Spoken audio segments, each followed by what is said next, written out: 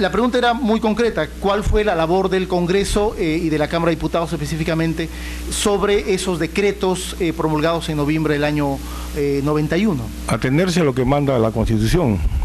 A ver, pasemos a la noche del 5 de abril, donde se produce el golpe de Estado. Hubo una llegada aparatosa de un pelotón muy fuerte policial. Yo vivo en un conglomerado de viviendas, un conjunto habitacional de 150 viviendas. Y eso era un escándalo.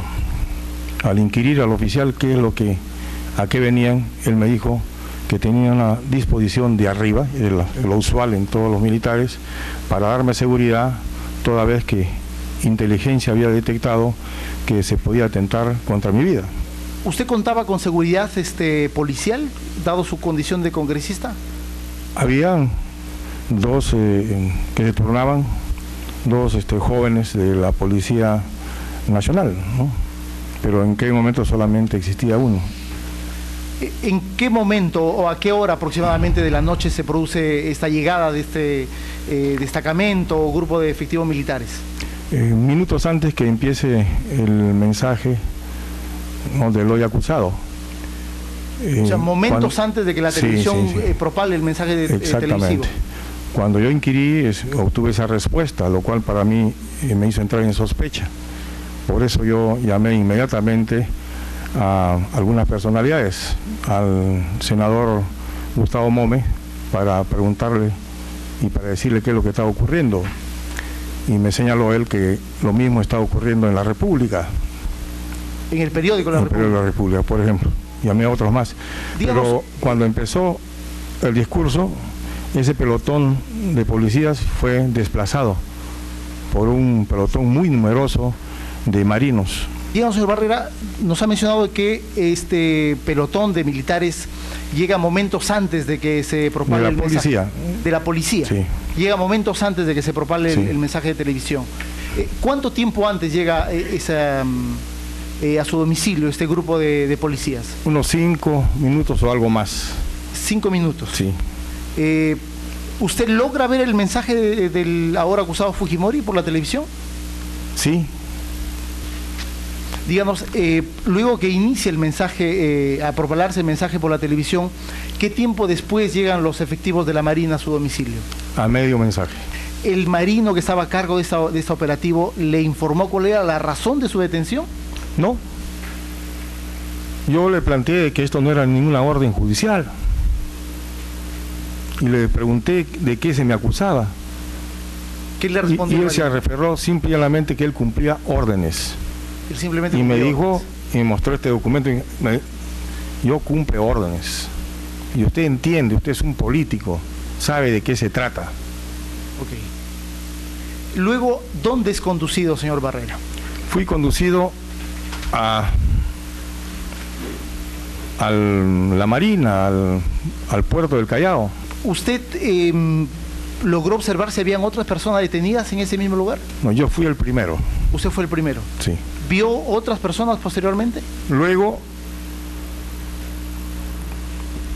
fue traído el que fuera el director de la Policía Nacional, don Fernando Reyes Roca, un general.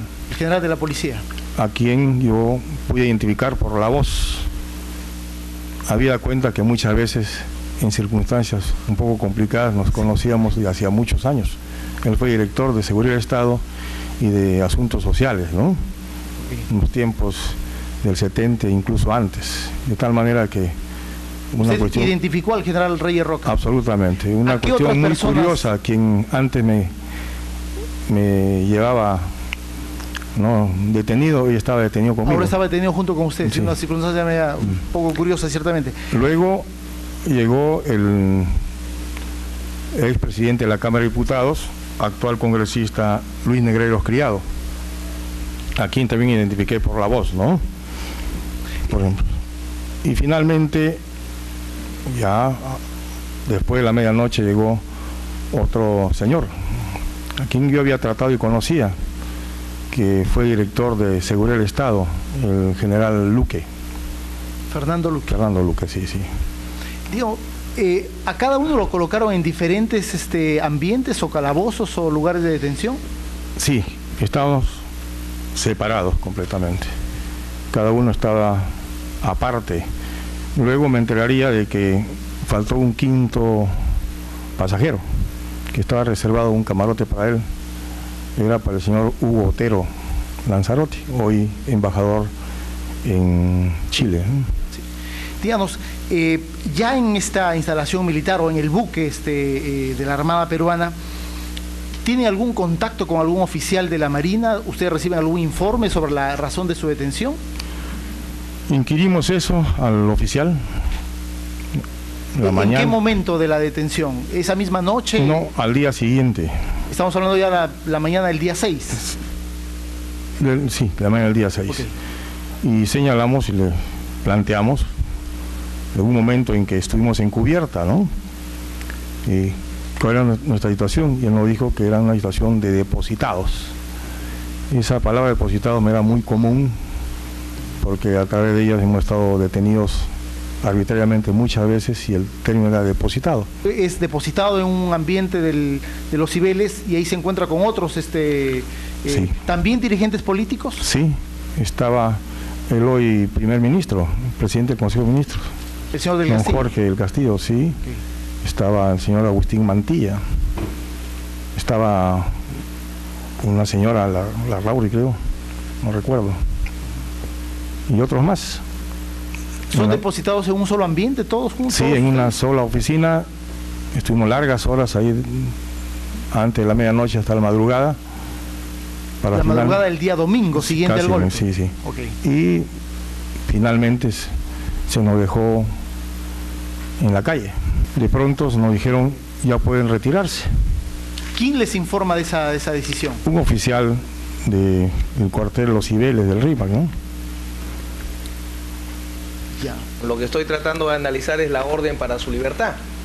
Nunca nos dijeron por qué nos habían detenido y tampoco por qué obligadamente teníamos que salir alguna vez en libertad. Pero fue por decisión de sus captores, en todo caso, que usted fue liberado. Sí, en estos documentos el canciller Blacker Miller señalaba que mínimamente nos darían libertad en 3 semanas.